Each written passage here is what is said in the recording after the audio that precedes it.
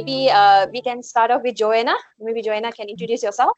Okay, so hi everyone. My name is Joanna Joseph. I am 23 years old, and I'm currently doing my diploma in TESOL, which is teaching in Shah Alam, MSU. I'm also doing part-time modeling and slowly venturing into acting as well. So I'm the only child in my family. My family is pretty small. It's just me, my mom, my dad, and my dog Simba. Yeah. Yeah, okay. And we go to Siti. Maybe you can introduce yourself a bit. Okay. Hi everyone. I'm Siti. Going to be 27 this November.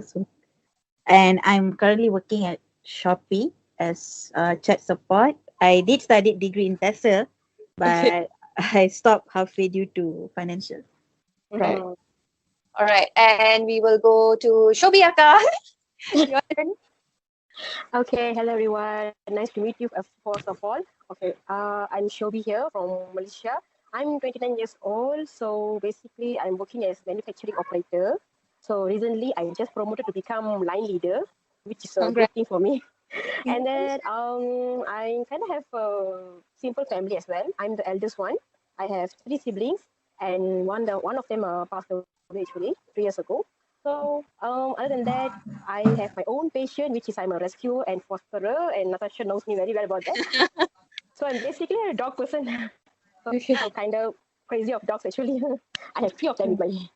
Yeah, actually, Shobi was the reason why I came back to rescue field, and we worked together and we rescue a lot of dogs and replacing them, giving them home, and make sure everything is good. So she's like my right hand when it comes to petition and things like that. Like she will be the first person I will look for, especially.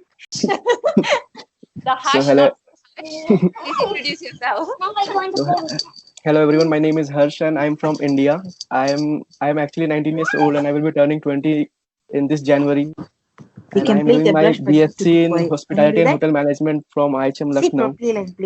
And I belong to a nuclear family. I have my father, my mom, and one small sister, and that's pretty much about me, I guess. Speak quietly. I don't want any noise. All right. Okay. Nice to meet all of you. And by the way, my name is Natasha. I'll introduce myself again. So, founder of PHJ Project, also running a page right now that is very recent, basically supporting mental health. Okay, so we move on to the next thing, which actually I would like you guys to share a little bit about your experience in your own comfortable way. No forces, nothing. Just share a little bit what you went through that caused a lot of issues in you, and later part it leads to mental health. Maybe we can start with Joanna back again. Okay. For all of you here who don't know me that well yet, I didn't used to look like this, like how I look now. Growing up has been very difficult for me because I grew up being an obese child. I used to be 104 kilos back then, and I was a victim of bullying back in primary and back in high school. So, as we all know, when it comes to the whole plus size community, that's been really difficult for us.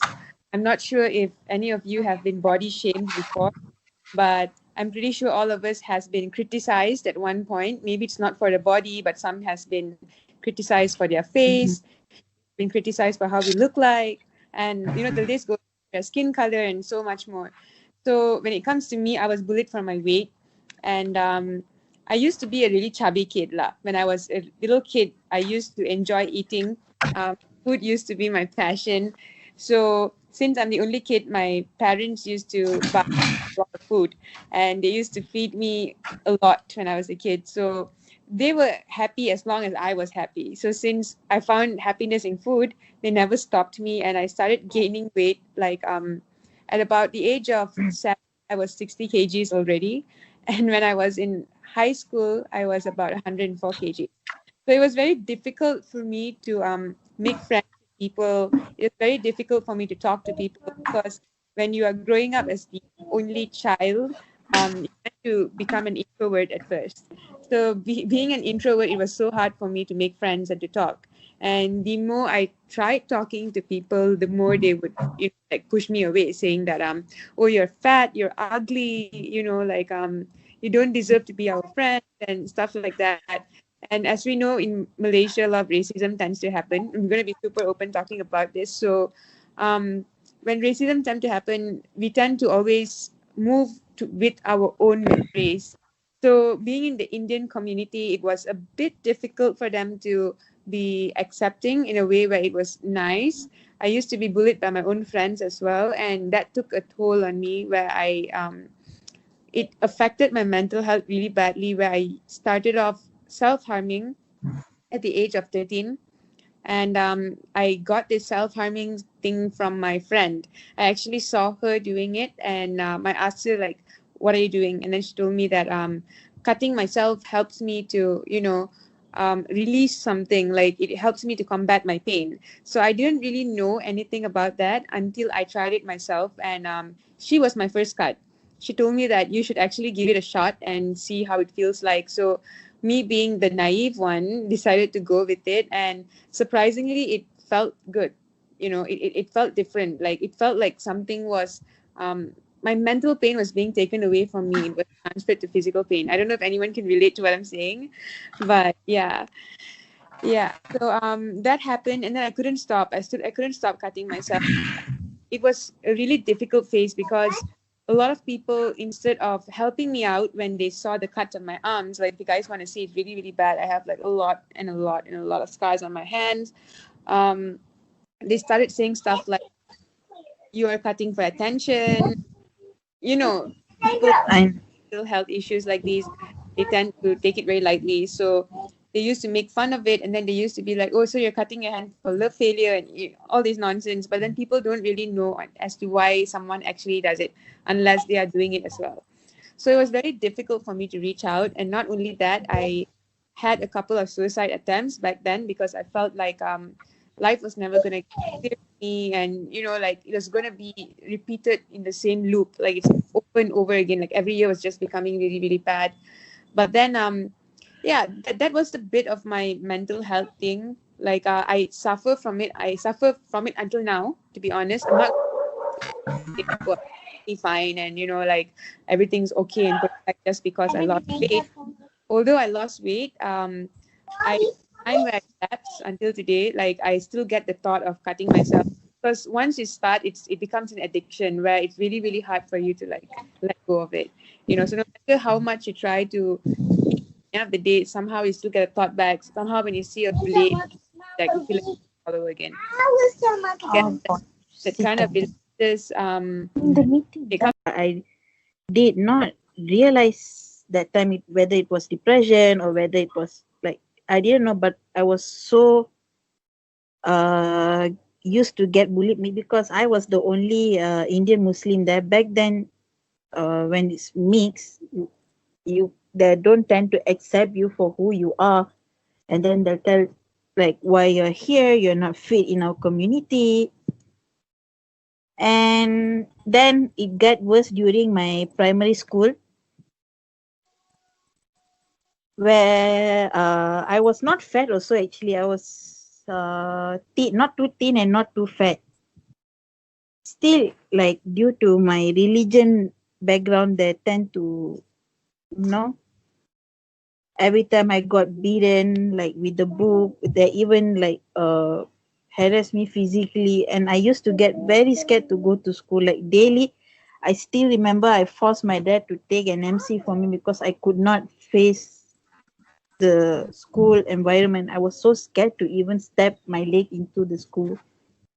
Obviously, high school, it got worse, and I think the one thing that my life, I didn't know how to deal with it, because at that moment I used to have comfort. Like, I don't find comfort in food. I don't find anything. There was so many times I tried to harm myself. I did stupid stuff, which is really stupid. And at one point last year, I attempt to kill myself by taking overdose of Panadol. I could not withstand, but some people say it's because of love failure. It's not because of that, because I did not had any family support at all. Like, throughout my whole life, like being 27 at this moment, I still never have my family's support, as in like mentally and emotionally. Like growing up as a Malayali girl was not easy because I have to face so many things, criticism, even to one stage, and I put on weight drastically, where I think I'm now 100 above. I was always below 100, but then I did not realize how much it affected me. I used to lock myself in the room. I never go out. I just was so scared at one point. I did not wanted to even leave. And then when I found out, like I had sleep paralysis at the moment where my body was awake, but my mind is like froze at that moment. I could not move. I did get help from therapies. I went for counseling, but there was no effect from that because I was told that if you don't lose weight, you can't get good guys, you can't get married. And like I faced too many things that at one point I said, you know what, maybe it's better for me to live, better for me to die because I don't feel like being accepted. So at one point, it was really hard for me to breathe. I just forced myself to live with that situation. It was very scary for me at one point to talk out because I don't know how the world will receive or how people around me will react to it. I have like so many friends, but then not once like I have someone who I can really rely on to talk. I did had one, but then which I told my grandpa, he was one of like I can say my motivator. But then he died. I was not there. So I think somehow that's when I started to realize I was actually having mental health issues. I realize everything when I get into one moment when I know that okay, my level is something different where I face just like body shaming issue also.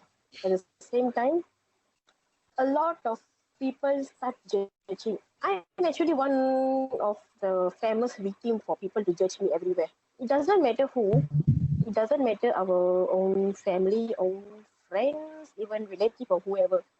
People love to judge me. Like, like they were like, we are trying to show that this is how we should be. That then they will put a judgment, say that no, this is not this should be. You're not should be like this. Like, like whenever people are start judging us, they are never realize that they are putting something negative inside us. Exactly. So that's what I really experienced. I'm start having this depression since I was in childhood life, where I used to see my parents are fighting every day. I'm being the because of since I'm the eldest one, I'm being the one of the example for my siblings, which Mm-hmm. means how they used to beat me whenever I never did my homework, whenever I be naughty, how they used to beat me, and the depression start from that moment. But I never realized because I thought like it's okay, it's nothing, something like that. Because you don't know that time is still young, you don't know how to think. So when I in primary school, I'm start having friends. But the thing is, I'm in different school, which is I'm in Chinese school, and I'm the only Indian there. I don't even have any other Indian friends over there. So people are in different religion, different races. They are seeing me like I'm a alien. I'm like totally different from them because I'm in my own culture, in my own like we Indian, we are putting the photo everything to event to school. But people like teasing us and seeing us like, hey, why are you having oil on your hair? Hey, why are you putting this oil? Why you need to have the prayer thing on the top? Why this is not the culture actually? But people don't understand that this is our culture. So when they are keep on telling this, my friends, so I'm feel like, oh, is it because of I'm really different from them? So what I did, I'm slowly entering their culture. Since that day, I'm like, don't like to put, I'm like totally changed, like following the Chinese style. But then people start judging me again, like, oh, you forgot who you are. you forgot where's your culture, you forgot what's your race. So this is what happened. So I'm like, okay, maybe I'm not luck to have any friend for myself. So I'm being ignored.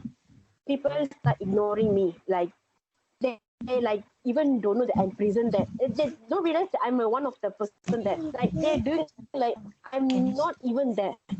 They treated me like that. What happened? I'm slowly moved to secondary school, and the same thing happened again. I'm trying to meet friends. What happened is people not accepting me. Like I love to join this one game. They invited me to have some break, have break together, having studied together. But the end, when they want to do something, they ignore me. Like they need me for their goodness, not for what I should be. I mean, they don't need me for every time. They only need me when they need me, when they need me. So this is what happened until I'm being ignored. I mean, like I'm separate. I'm trying to avoid everything. Like I'm like, oh no, I cannot be friend with her. Oh no, I cannot be friend with him because whenever I try to be friend, people are ignoring me. So that's how I'm start being lonely, and I'm decided that loneliness is something happy to myself, which nobody gonna hurt me. So that's how I continue my life in my lonely way. I'm entering my college life. The same thing. I'm just keep on focus on my studies, and I'm start having my social media, my first Facebook. So I thought having some chatting with people over Facebook will help me to get more friends. Yes, I'm tried and I did, and I get a lot of friends. But sadly, people are not really like sincere, you know. They like not sincere. They like, okay, we are friends, we are chatting together, all right, that's all. So that's the end of the story. Like no more anything. Like I'm staying back to a lonely life again. So I'm like, okay, so this is what will happen. So I'm like ignore everything. I'm like don't want to have any friend. I'm like anti-social. I can't be with anyone because whenever I try to be my friends, I'm trying to go out with my friends, they will judge me saying that because of I'm fat, they will say that I'm not suitable to be in their group because all of them are having boyfriend and they are having own couples and happy. Myself, I'm totally being ignored because they say, I still remember when my friend told me, she said, oh Shobi, do you know something? You need to lose your weight. Then only you have a boyfriend. I'm like, okay, yeah, maybe I should lose weight. I know. That's how I going to get my own boyfriend, something like that. And then they keep on saying like, yeah, you need to lose some weight. You need to put on some makeup. You need to be like beautiful. Then only people will see you. Even people will accept you. So I'm like, okay, the world is totally different for me. So I'm like, okay, never mind. I should be in my way. I'm trying to be in their way. I'm trying to put on makeup. I'm trying to change myself. But at the end, the result, everything is negative for me. It's not something a good feedback at all. So I'm changed again, back to my lonely life. So I graduated and then I'm start looking for jobs. So I start changing my life. Like I start to seeing in the world. Daddy, I'm in a meeting for a while. Hold on. Daddy, I'm in a And meeting for a while. Hold on. that's how I met my husband. I'm in a Actually, meeting. actually before that, I'm in love also, but it's not really go so well. So after I went to Singapore to work for 2 years, and I have few friends, and I kind of like enjoy my life. So it's kind of like enjoy moment. What happened is I met my husband. We been a good friend, and everything seems very nice. First, really nice to me, and he's the first person that came to me and told me that you are beautiful in your own way. So I love you because of that, because of your character, because of your heart. So I'm like totally impressed because after a long while, this is the first time I'm heard this kind of word from someone whom I love a lot. So we been together, we married, but at the end, everything goes back to the. It's something like dark memories actually. At first, he really do love me. He care for me. It's just like a temporary feeling until there's the moment like he started to insult me.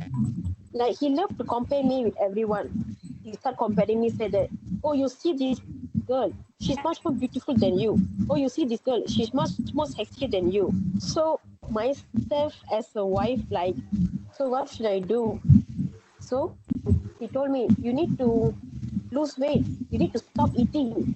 You need to start do something for yourself. So I'm started being, I'm involving in some kind of exercises, but it's not suit for me since I have some health problem. So what happened? I'm go into another way, which is I took a lot of slimming pills, slimming teas, until I having some problem in my stomach, and I have to stop everything. So what happened is my husband start change. He's involved with other girls. He start having affair outside. He enjoying with them, and then whenever want to be with me, he like totally ignoring me. Whenever I want to be with him, he will say that I look so ugly, and he really don't want to see me. And this keep on happening day by day until there's the day I found out that yeah, he cheated on me and he got affair outside. So I decided to let he go. So we actually now under divorce process, which is I'm still struggling actually right now, because you know I'm trusted him a lot. I'm loved him, like I thought he's my world, he's my happiness and everything. So when everything changed back to something which I can't accept, so it's really difficult for me. So I thought like, okay, I don't have much family support. I don't even have friends. So when I have a life partner, he also seems like don't really like me. So I thought I should end my life. Like, should I end my life? Should I do something? Because I know this not going to change myself. Not going to change anything. Not going to change people from stop judging me. People will keep judging me. People will keep talk bad about me. So I'm tried few times to end my life, but I don't know why. I'm tried, but I can't do it because I don't know why. I feel that there's something stopping me.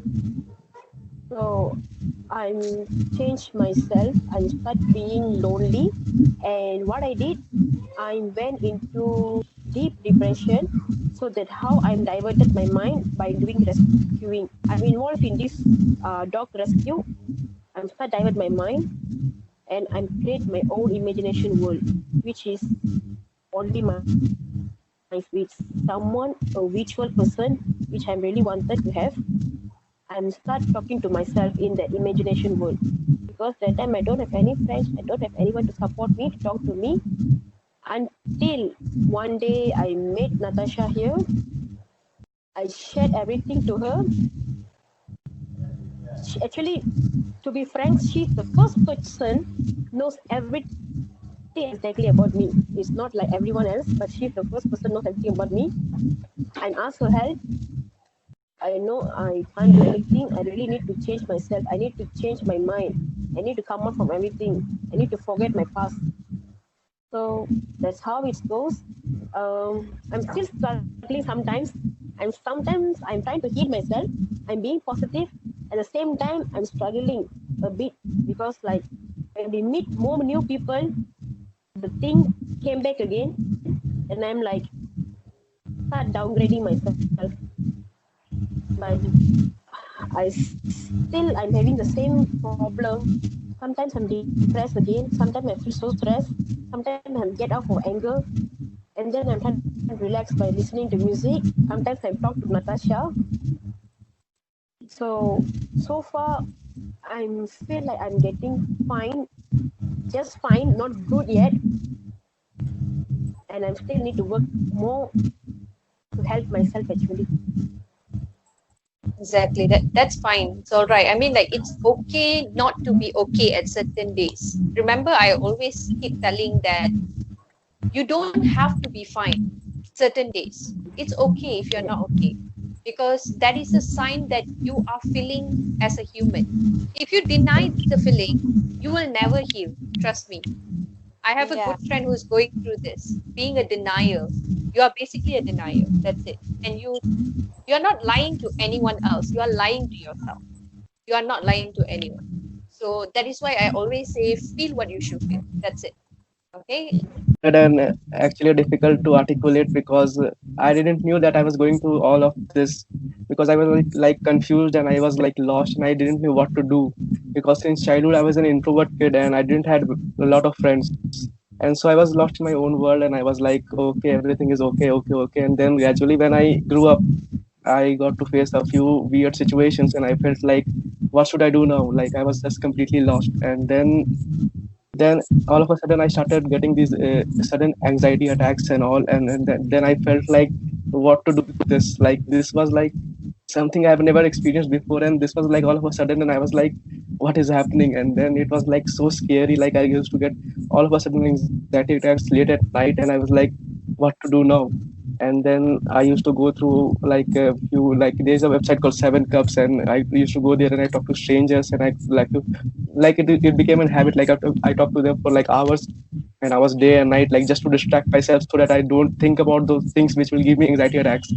And it was like completely sabotaging my lifestyle because I was not doing anything else. I was just distracting myself, and I got so caught up in that vicious circle that I was just like lost. And I don't know how to articulate it. Like it completely changed my lifestyle. I was not able to study. I was not able to focus on important things, and I was just like I used to wake up. I used to go there. I used to distract myself, and then I used to sleep. And that's how my days went. And then I don't know. I am still going through this. And then I met Natasha ma'am, and then like when I used to talk to her, then I feel like bit better. Then it's like To face the world. Like, what kind of self-help that you guys, or maybe you have a certain things in your mind that you say, no, I have to wake up in the morning, and also share with me who is supporting you in your journey right now. So, Joanna? So back the whole different level because I felt like they really match a lot of situations. So if you guys listen to Linkin Park and if you're going through depression, you would realize that the lyrics hit quite close to home. So it felt like I had a friend in Chester Bennington. So that really, really helped me out. Besides that, I was a fan, and he was a huge part of my happiness as well. And he kept me on my toes all the time. Like being around the whole musical era was one of my favorites. Like even if I didn't have any friends around, I felt like every day I wake up to something new when it comes to music. So that was another thing. And the third thing back then, what I used to do was I used to write a lot. So because I didn't have anyone to talk to, I used to write in my diary. And it used to be Dear Diary Day 1, Dear Diary Day 2. So whatever I'm feeling, write it down. And trust me, guys, it helps a lot. So for those of you who have never wrote before, I think whenever you're overthinking or whenever you feel like judged or something, I think you should try it. First one, get your thoughts on paper. I think it really, really helps because it gets the load off your chest. Well, now, if you guys look at me now, it's a whole different because my whole lifestyle has changed. The whole modeling industry and the door open can get really tough because of juggling things. Like I have to juggle my college, I have to juggle my studies, I have to juggle family. It's a lot. So right now my life can be really, really what's the right word? Yes. Yes, and you get judged way more now because when you're in the industry, especially in the modeling industry, acting industry. I think that you have to be open to criticism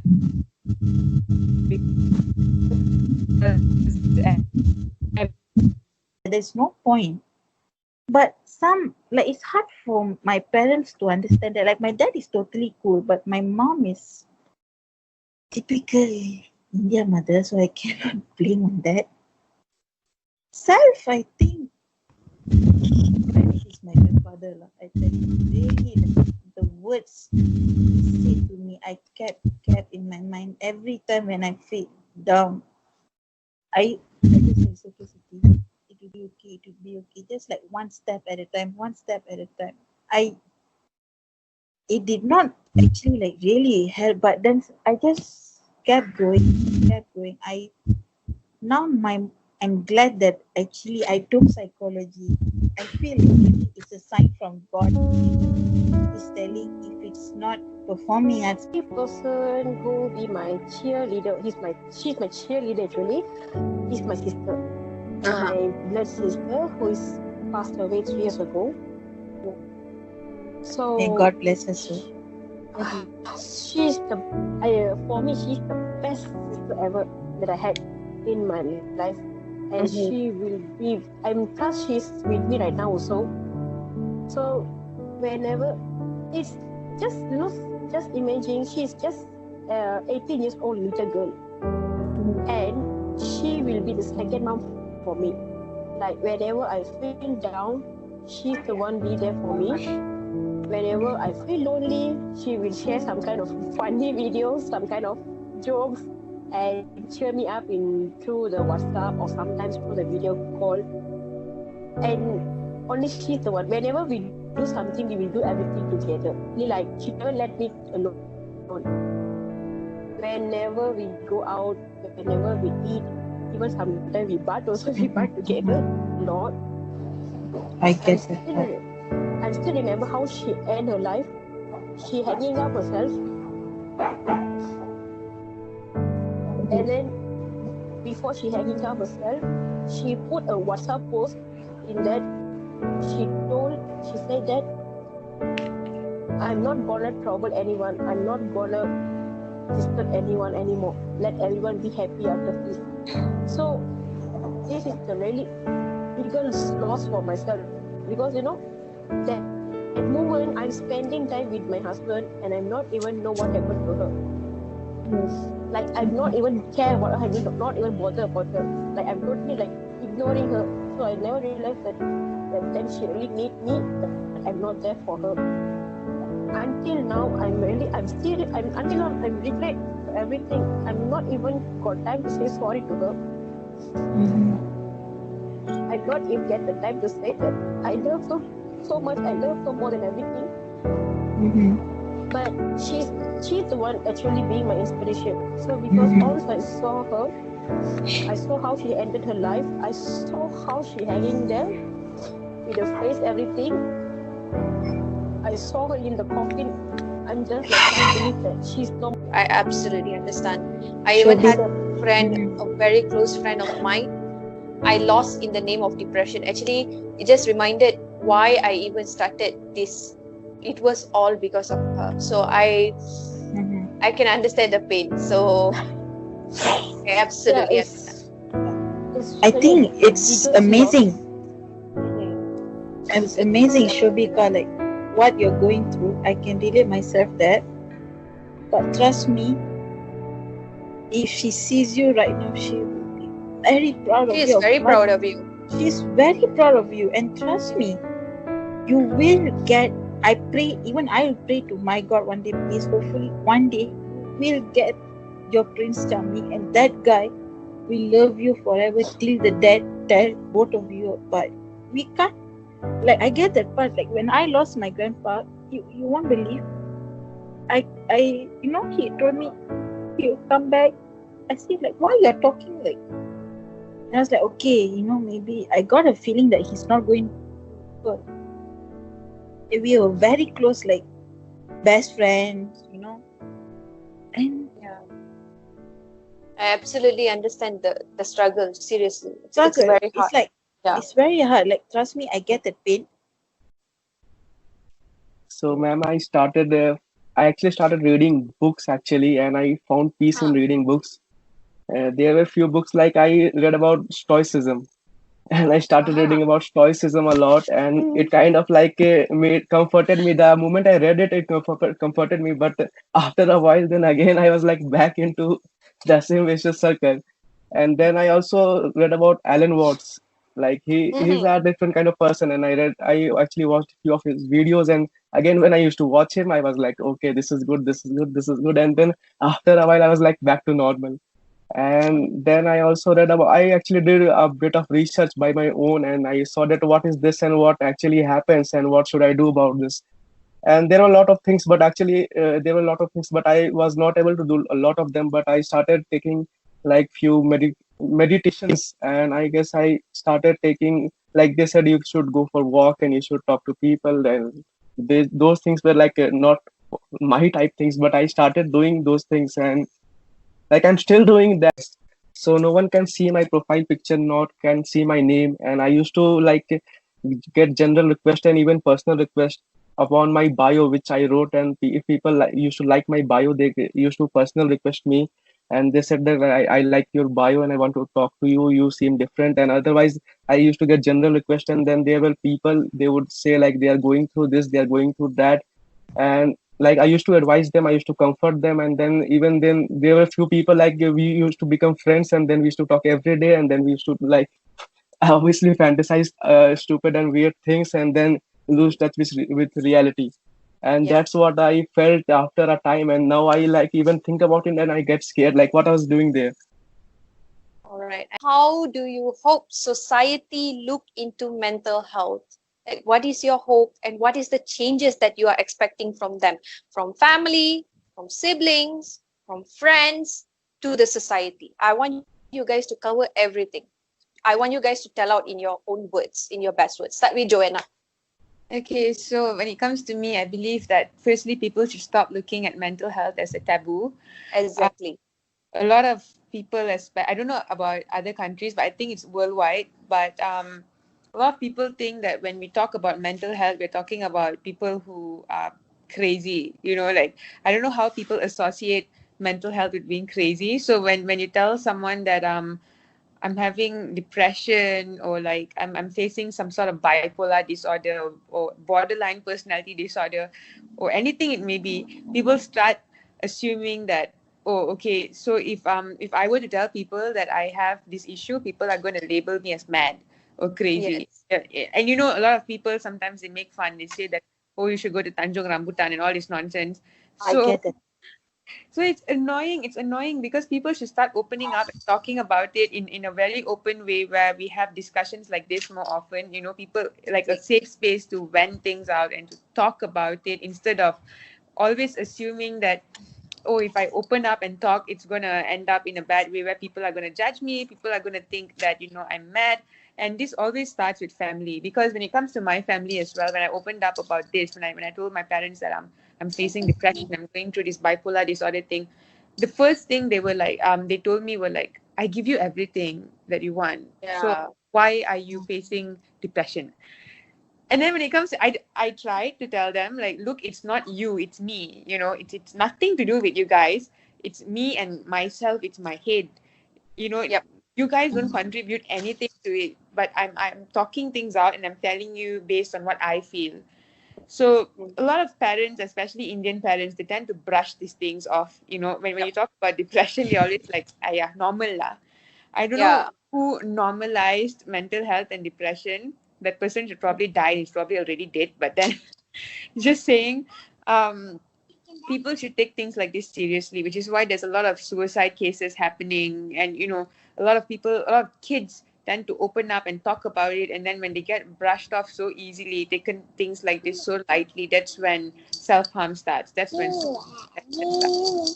keeping to your own self starts, all these things. And then that's how overthinking starts. And I think all of us here are overthinkers. You've all overthink to a point. I overthink every single night. I'm not going to lie.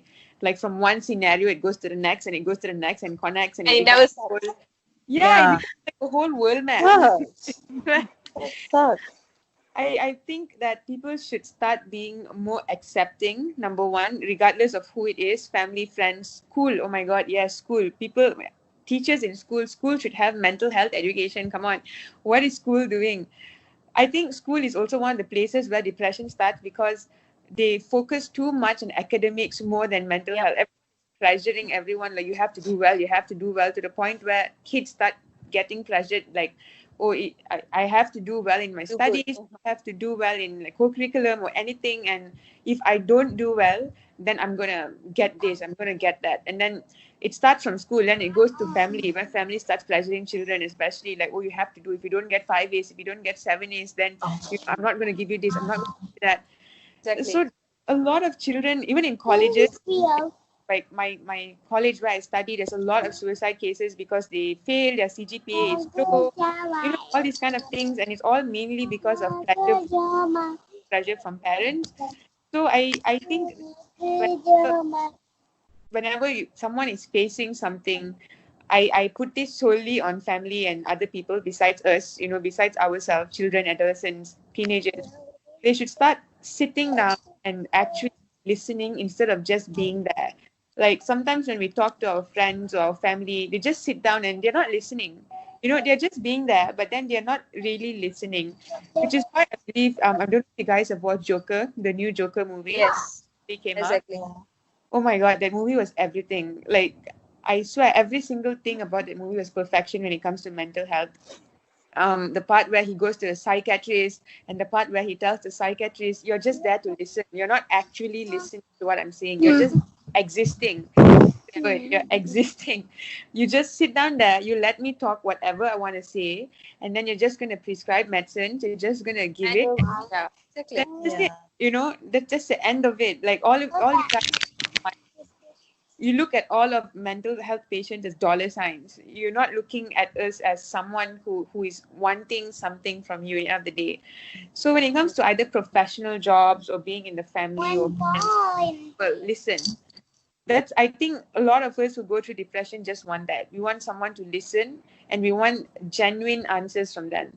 Not chill lah, it's okay lah, relax lah, it'll be fine, stay strong. Oh my God, I hate that word. I hate stay strong. Exactly. It's so easy for someone to tell you, hang in there, stay strong, it's going to get better, because honestly, it's not going to get better anytime soon. And sometimes we need that to be thrown right to our face. Like, listen, it's going to be hard. It's not going to get any easier. But I know for a fact that you will pull through somehow because you've gone through it. And the last thing we want to hear is, I will be there with you through it all. We just need someone to listen. We need people to actually be there to listen and not get tired. Because most of the time, I think all of us are scared to open up because we feel like a burden to them. We feel like we're burdening them down. I think not only girls, I think boys as well. I'm not going to say only ladies are facing depression or ladies are the only one who is facing mental health. Like, if you can't be a good, you can't be an understanding parent, just be a listener. We don't need a place like, oh, because you're like this, because you're like that, I have faced depression in my issue, I'm not like that. We don't want that. Or what we all want, it's okay. Never mind, I know it's hard, it's not going to be easy, but I know one day that you'll get through it. We just need that emotional support system for anyone, or where you make feel you better, it's okay, you know what, yeah, I'm having a bad time, but it's okay, I can get through this. If parents are always playing an important part in a child's well-being and their growth, that's how, because children nowadays, they tend to see what their parents are doing.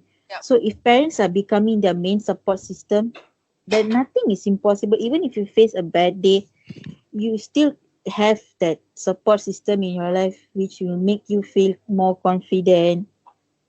And I think that government should take even more serious action on this mental health issue, not only because of global pandemic, but I think even before the pandemic, mental health issues has always been a rise in Malaysia.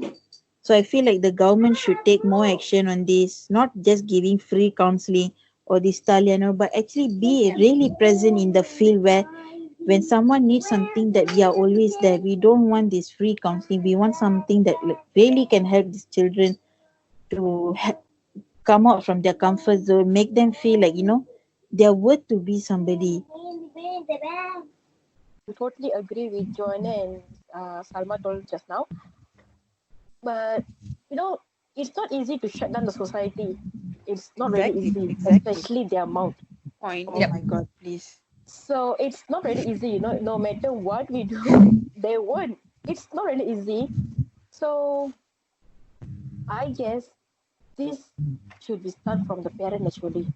Because every depression start from the kid. Nobody can realize when the kid has the depression. Because I saw through my sister, I never noticed she had depression, and at the end she ended her life just like that. So every parent should know that when you are having a kid or baby, you need to know what kind of situation might affect their development, then mentally. Because every kids, when they are growing up, they have to see lots of positive things. Not only when they are born, we been taught that when a woman are pregnant, they need to talk more about positive things. It's more about like positive vibes to make sure the baby in the stomach, in the tummy is really healthy to receive everything. Because nobody know that the depression might start from everywhere, because everyone know the parent is the main role for a kid to grow up and what kind of mental they will have. So my concern is more to the parent, because if parent never put any effort on their kids, for me, I think parents should put a big role inside this. So whenever society start talking, judging their kids or whatever, the parents should be the first one to support the kids, not supporting the society and telling the support society and tell the society, yeah, you are right, my kid should be like this, my kid are not like this. So you as a parent, you need to be more supportive to your kids, which is your blood, your own blood, not to the society, not to the strangers or any third person who just came in and say, oh, your kids like this, oh, you like this, they should be like, because no, this is happening.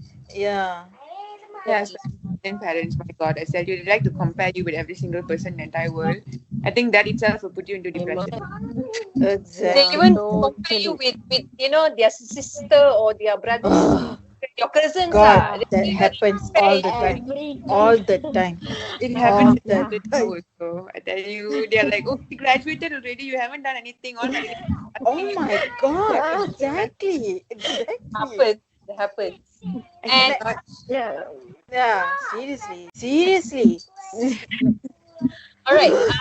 So stressful on that. Next to you, share your hope on how do you wish society to look into mental health issues. So actually, before I share a hope, I would like to share an experience basically. So it all started in school. So it was like there were two groups. So it was like if you don't bully, you get bullied, and if you don't want to get bullied, you have to bully. Oh wow! Like obviously there would be two groups. Like if you don't want to get bullied, you have to bully, and if you don't want to bully, you have to get bullied. Like. So I don't take pride in this. Like I don't take pride in this, but like I have to be with those people because I don't want to get bullied. So I used to bully. I used to make fun of other people. Like there were no options left. Oh my God! But seriously, I didn't know this. Seriously, that is like that. Like obviously, like if you don't bully, you will get bullied, and if you don't want to get bullied, you have to bully. There's no option left. In India, a lot. Seriously, actually, I get to that also. Like a lot of they tend to like and then you can't even talk about it like there are just two things and you have to be out the left or the right. You can't be in the middle, because if you be in the middle you will be nowhere left. So it was like it started from there, and then as I told you, I was like kind of an introvert, but I don't want to get bullied, so I had to bully other people with my friends. And it was like and that, this and that, like simple small things. And I was first like I thought that I would talk to, like, tell them not to do this, tell the teacher not to do that, like this, but that didn't work. So what's left to do? Like then I was like on my own. Then I was taking I was doing what I was felt like it is right to do, and it is right to do. And then slowly and steadily things became bigger and bigger, and like this is how I am right now. So I think that school plays a major role in all these things, and little things should be taken very seriously in school, because those little things they gradually become bigger and bigger, and they cause a big problem in coming future. Yeah. Okay. So just Ayo, என்ன I write a small appreciation note for everyone. So I start off with Joanna. Okay. So I wrote here that it says, "Dear Joanna, thank you for being voice in your own discomfort, and you are beautiful. And thank you for being a voice. We wish you so much love and success for future." And for Siti Akka, I would like to tell it takes so much courage for one to battle not only to people but themselves as well. It takes so much for you to not to just battle with people but also to yourself. But you are amazing, you are beautiful just the way you are. Kindness that was so vulnerable showed by you. And no more worries. The world need more of you. Stay blessed, stay loved. And Shopee Akka, you are beautiful. Okay, you are amazing lady. Knowing you to rescue feel, I have always told you to be the voice of voiceless, but never be voiceless to yourself. Remember, I used to tell you this. And Harsh, I have a little thing for you. You choose to be okay in name of not being okay. Thank you for being here, holding on, even things seem blurry. Remember, you are gifted and the world needs more. So I hope that this small note kind of motivates you. You guys, if you guys are near, I will go to each house and just drop the notes. Something, that is what I do. Like my whole neighborhood here, I used to put a note saying that have a good day, and I just put it in the post box. At first they didn't know, until one day someone came over and saw me putting that. But I was so happy because at the end of the day, you know what they did? They took the note, they wrote there something nice to say, "Hey, I had a great day today. Thank you so much." And they put back on the post box on top there. So when I come in, I'll be like, why is this letters out? So I start taking and reading it. Everything has reply for it, That's so cute. Yeah, it's the small thing that counts, It's like you are just being kind. Just be kind, that's it, So thank you so much for sharing. I will stop the recording here.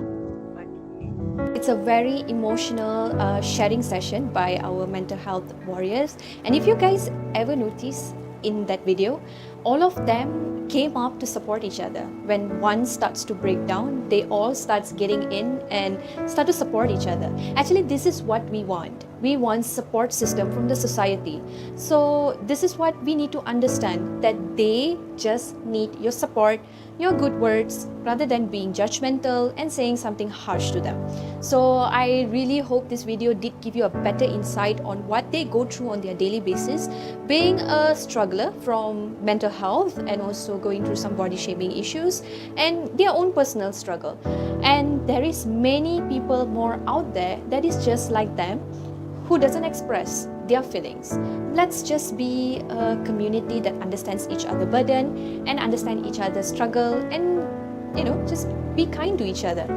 And this is the end of the first session of our interview session with the mental health warriors. Tomorrow, do catch up for the second session, where I will be bringing in a speaker from Reach Out, Let Youth initiative from Miss Sukchan and her team as well. It's actually a lead youth kind of initiative, bringing in awareness for mental health and locally in Malaysia. So their contents are amazing, very relatable, easy to understand, especially for those who are in younger generation. You guys can understand whatever they post up in a very simple form. is not so complicating. And bringing Miss Sukchan in to speak about mental health is like another blessing for all of us. So do catch up on the second session tomorrow. We'll be posting up, and do hear out her insight about how does mental health happens, and also where can you reach out help. So this is a really, really important notes for those of you who doesn't know that actually our government have already set a lot of initiative, with very, very incredibly low prices of counseling sessions, and just to take care of your mental health being. So I hope you guys will catch up tomorrow. Just stay tuned.